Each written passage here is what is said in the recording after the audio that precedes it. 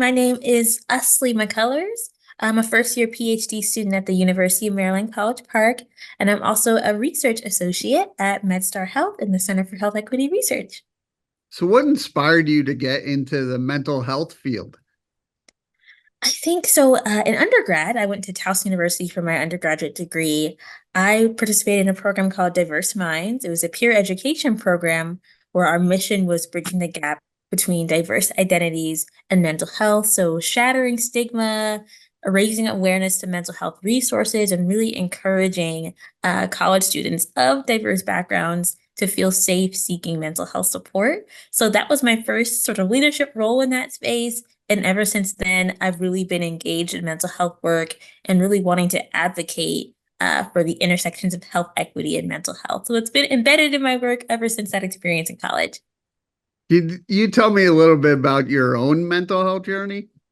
Sure. It's interesting because even when I was a diverse minds peer educator, this was many years ago in undergrad, I knew that I had my own mental health concerns.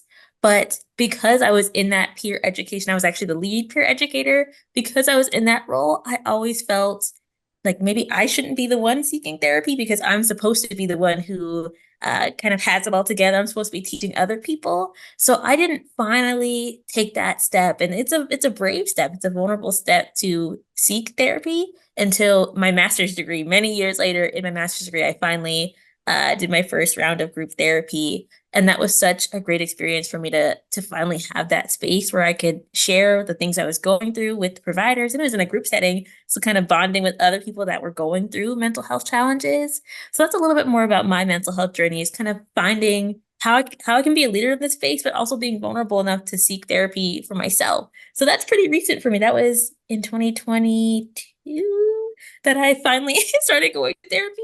And it's still a learning experience. So thank you for asking. So, I saw you speak at SAMHSA Prevention Day, and it Yeah. was a full house.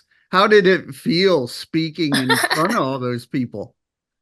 It was really cool, like being able to share such a project that's so close to my heart with so many people of various age groups. I had people that were from high school all the way up to, I'm not sure their age, but I assume that they're like Gen Xers that were all touched and moved by the story. And it was so heartwarming. It was such a cool experience. And I am so excited for more. I hope that that's just the beginning.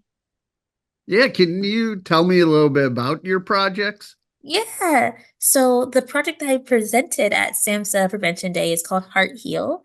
And the HEAL part stands for health, equity, and love.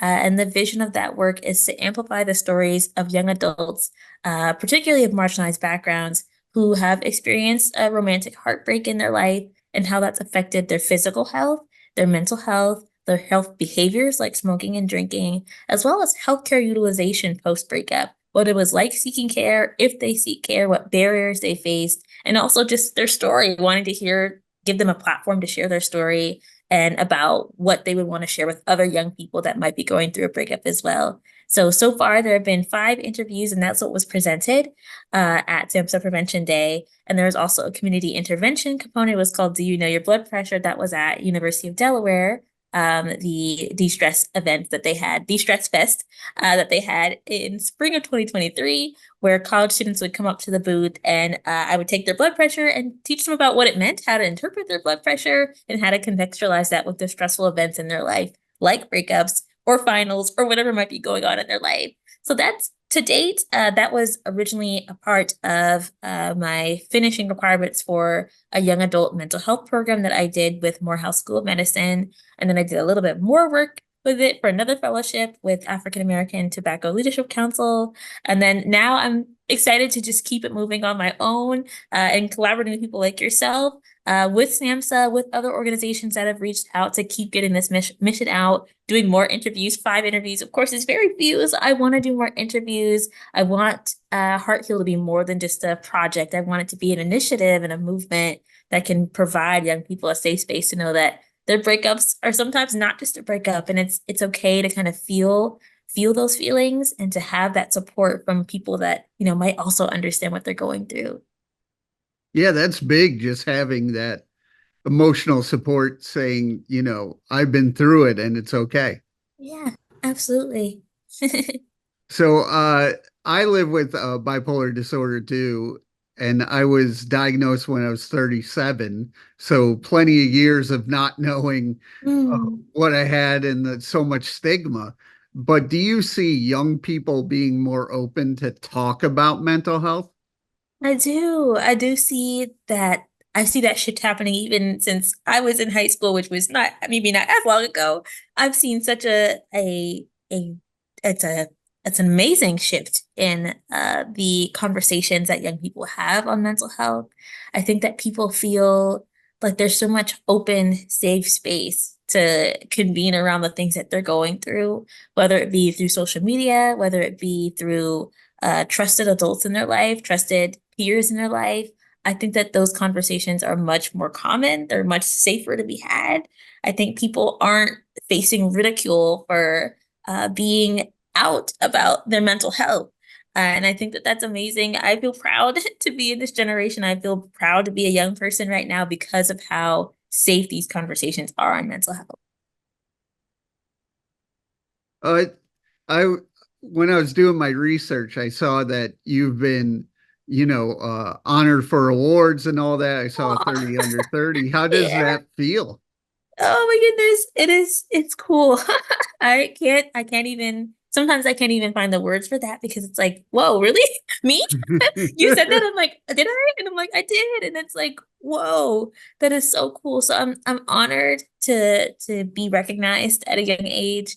I'm honored to be able to keep doing this work. I want to keep the torch moving and keep that momentum because this really is my passion, engaging in health equity, voicing for those that are marginalized, and encouraging young people to also step up into these spaces and be their best selves, and kind of just fighting for justice in the work that I do. So it is such an honor. I still look back at that particular recognition, the 30 under 30, and like, wow, how did I do that?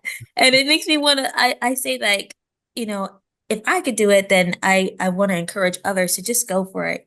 You can do it too. This is a journey that I want to kind of link arms with others and say that we can do this together. So it's a great honor.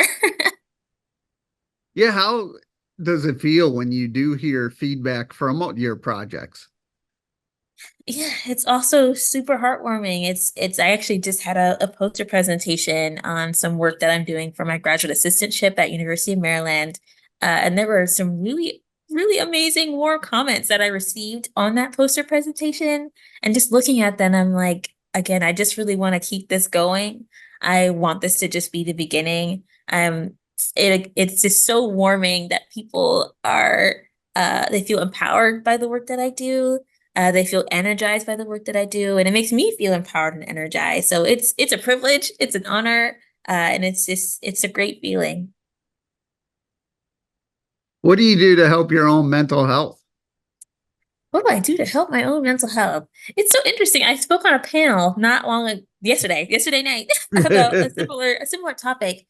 I think that the biggest thing that helps my mental health is that I love what I do.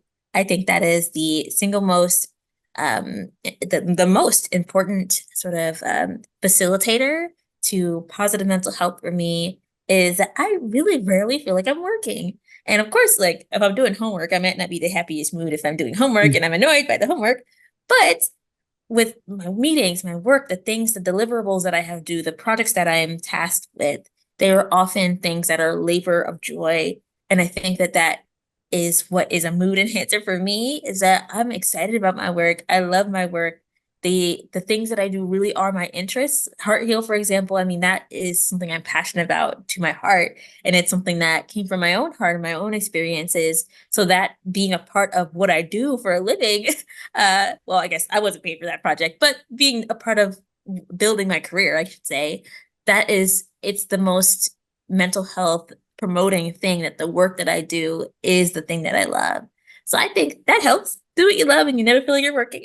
That's one thing that helps. And of course, breaks, meaningful rest time. I always try to build in times to just stare into space and just do my own thing and just zen out. I try to build space in for that, and surrounding myself with people who support me are some of my biggest mental health supports.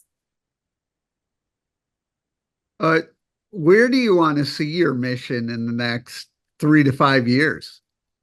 You mean Heart Heal or just in general? In general, everything you do. Yeah. Well, Heart Heal, I would love to maybe collaborate with an organization or an entity that would like to take Heart Heal further. Unfortunately, I don't have the funding to do much more than on my own.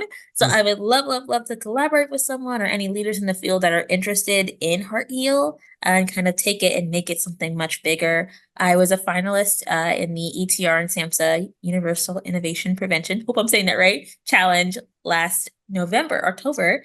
And I was a finalist in that challenge. So I think that is something that was a great step forward in terms of moving the work along. And that is how I was asked to do the SAMHSA Prevention Day, speaking of that event. So I'm hoping for more things like that and just snowballing to the point that it gets picked up and it can be a much larger initiative that is, has a social media platform. People asked me that day if I had a website, and I'm like, a website? Not yet. I would love to have a website. I would love to have more resources. I would love for it to be sort of a standing safe space for young people. Heart Heal is where young people could possibly go one day for breakup tips, for resources, especially through the lens of marginalized youth and young adults. So that would be great for Heart Heal. And then in my career, again, I just want to keep the stride going. I want to do more research in this space and more advocacy in this work, more on the ground work, more initiatives. I just want to continue is what I see for the next three. Did you say 3 to 5 years? 3 to 5, yeah. 3 to 5, and I'll graduate from my PhD in 3 to 5 years. So that'll be great too. How can people reach out and learn more? Yeah, you can reach out to me on LinkedIn. My name is the same on LinkedIn. You can reach out to me on Instagram. My handle is Mahogany Princess. That's Mahagany Princess on Instagram. I have like just a mixed account. I post a lot of career and academic stuff as well as just fun stuff. So you're welcome to follow me there. I welcome anybody who's interested. And then you can email me as well. It's amccull5 at umd.edu. And I'll be happy to talk more with you.